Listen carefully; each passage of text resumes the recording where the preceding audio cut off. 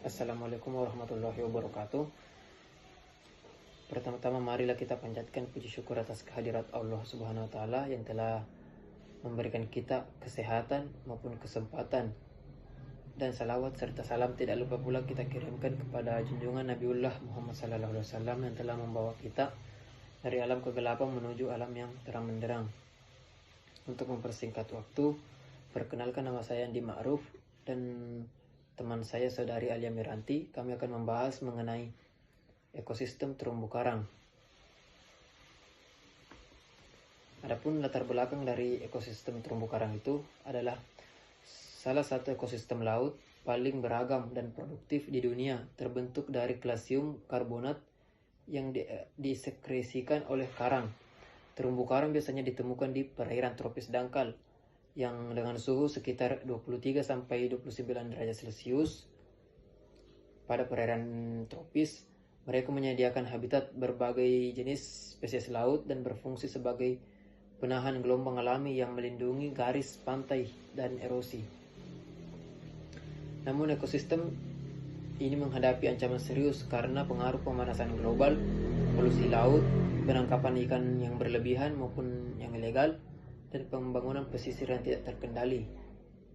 Upaya konservasi seperti pembentukan kawasan lindung laut dan restorasi terumbu karang sangat penting untuk mempertahankan keanekaragaman hayati laut dan juga ekosistem yang mereka sediakan. Adapun rumusan masalah pada materi ini itu ada 8. Yang pertama itu mengenai apa itu terumbu karang. Yang kedua, bagaimana klasifikasi dari terumbu karang. Yang ketiga, bagaimana proses pertumbuhan dan bentuk koloni dari terumbu karang. Yang keempat, bagaimana ekologi karang. Yang kelima, apa manfaat dari terumbu karang.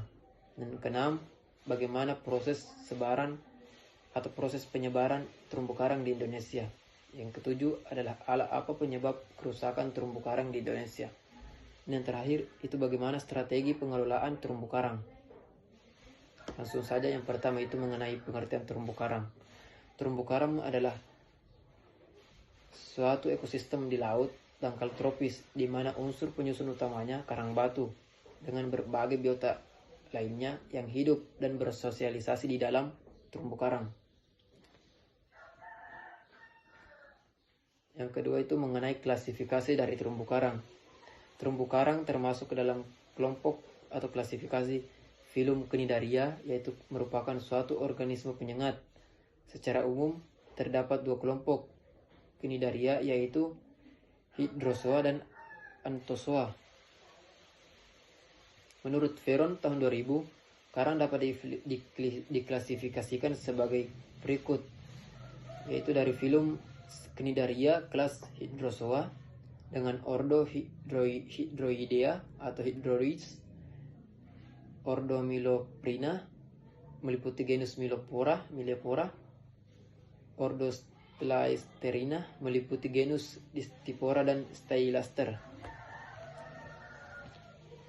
Adapun dengan kelas Cubozoa atau Sea Webs, kelas Anastozoa subkelas Octoralia, ordo Heliopresea genus Heliopora, ordo Alisonacea, ordo Panalulacea atau Sea Pens, subkelasnya Hexacoralia. Dengan familia Astrocoinidae. Dengan genus ada banyak dan beragam spesies, Penggolongan karang umumnya dibedakan menjadi 2, yaitu karang keras atau hard coral dan karang lunak atau soft coral, di mana karang keras merupakan karang yang memiliki struktur yang keras, menonjol, tidak bergerak. Permukaannya cenderung kasar seperti kertas berpasir. Punya tentakel lebih dari 8 dan biasanya berjumlah 24 tentakel. Yang kedua, karang lunak atau soft coral, di mana karang ini memiliki struktur yang lunak, melambai jika disapu di sekitarnya. Polip menonjol keluar dan memiliki 8 tentakel.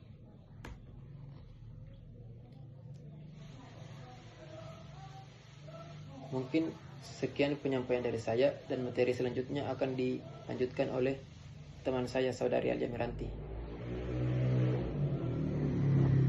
Baik, selanjutnya pertumbuhan dan bentuk koloni karang. Tiap koloni yang terdapat pada karang itu berbeda-beda dari satu dengan yang lainnya. Hal ini tergantung dari spesies, umur, dan di mana lokasi karang tersebut. Namun koloni yang cenderung lebih kecil dan muda, pertumbuhannya lebih cepat dan berkembang dibanding dengan koloni karang yang sudah tua, koloni yang bercabang dan besar.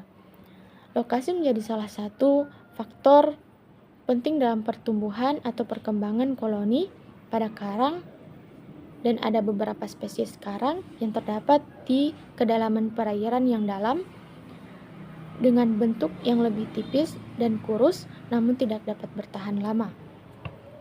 Ekologi karang. Pertumbuhan dan perkembangan terumbu karang memiliki banyak faktor. Salah satunya yaitu faktor ekologi. Nah, yang mempengaruhi terumbu karang dalam faktor ekologi yaitu yang pertama suhu, di mana suhu adalah pengendali atau yang berperan dalam pengendalian distribusi horizontal dari terumbu karang. Temperatur minimum dari terumbu karang yaitu 18 Celcius. Nah, kalau di bawah dari 18 Celcius tidak ada terumbu karang yang bisa berkembang. Kemudian, suhu mempengaruhi kecepatan dalam metabolisme, reproduksi, dan perombakan bentuk dari karang. Secara luas, sebaran terumbu karang dibatasi oleh permukaan laut yang isoterm dengan suhu 20 derajat Celcius. Yang kedua yaitu cahaya. Terumbu karang hidup dengan memanfaatkan energi cahaya matahari, fotosintesis. Nah, secara fisik mempengaruhi biogeografi secara horizontal dan berkaitan dengan proses simbiosis mutualisme yang terjadi antara karang dan alga dengan simbionnya zooxanthellae. Selain itu, intensitas cahaya semakin cerah suatu perairan, semakin baik pula pertumbuhan terumbu karangnya. Pertumbuhan pembentukan karangnya. Kalau semakin dalam atau semakin minim pencahayaannya, itu dapat terjadi pemutihan pada karang tersebut. Yang ketiga yaitu kecepatan arus. Nah, pada salah satu faktornya pada kecepatan arus yang baik. Nah, arus yang baik untuk karang tumbuh yaitu sekitar 0 sampai 0,17 m sampai dm. Arus berfungsi untuk membawa makanan dan membersihkan karang dari sedimentasi. Yang keempat, salinitas. Salinitas optimum bagi karang berkisar antara 30 sampai 330 per 00, dan oleh karena itu karang jarang ditemukan hidup pada muara-muara sungai besar, bercurah hujan tinggi, atau perairan dengan kadar garam yang tinggi. Manfaat ekosistem terumbu karang.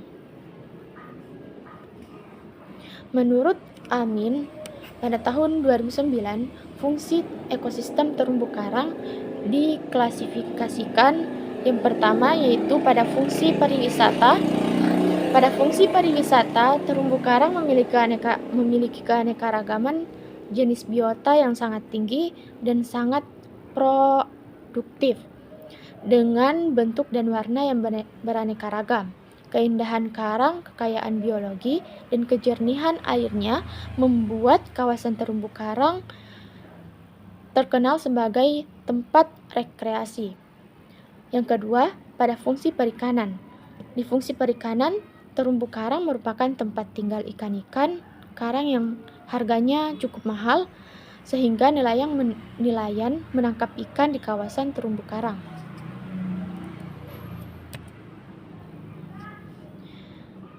Di fungsi yang ketiga yaitu fungsi perlindungan pantai. Jenis terumbu karang yang berfungsi untuk melindungi pantai tersebut adalah terumbu karang tepi dan penghalang.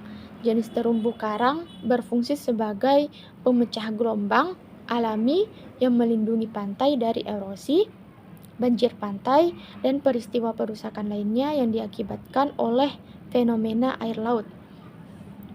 Yang keempat, fungsi biodiversitas.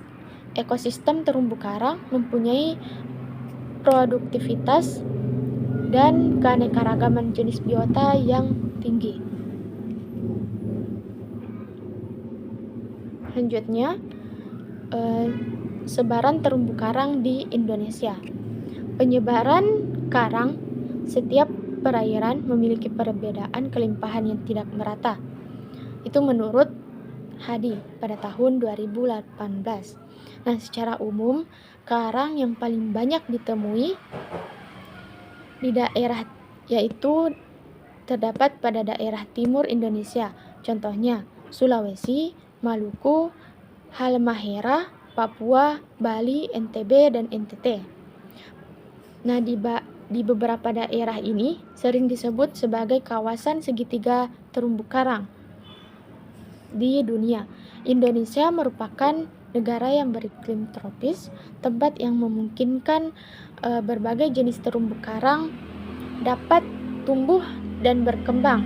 Total kekayaan jenis karang keras di Indonesia diperkirakan sebanyak 569 jenis atau sekitar 67% dari 845 total spesies karang di dunia. Kerusakan terumbu karang di Indonesia. Kerusakan menyebabkan meluasnya tekanan pada ekosistem terumbu karang alami.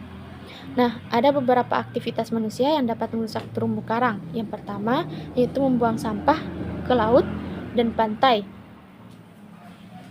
yang dapat mencemari air laut.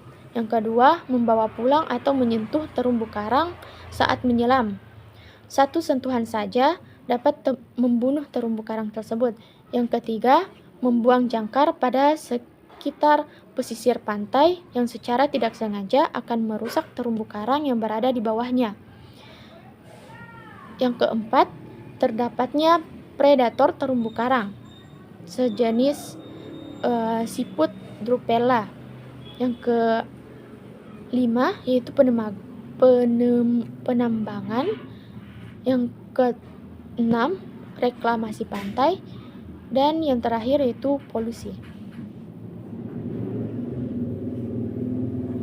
Strategi pengelolaan terumbu karang yang dipaparkan oleh Oktarina menyatakan bahwa dalam pengelolaan ekosistem terumbu karang yang ada di Pulau Panjang, tepatnya Pasaman Barat, ada beberapa prioritas pengelolaan terumbu karang.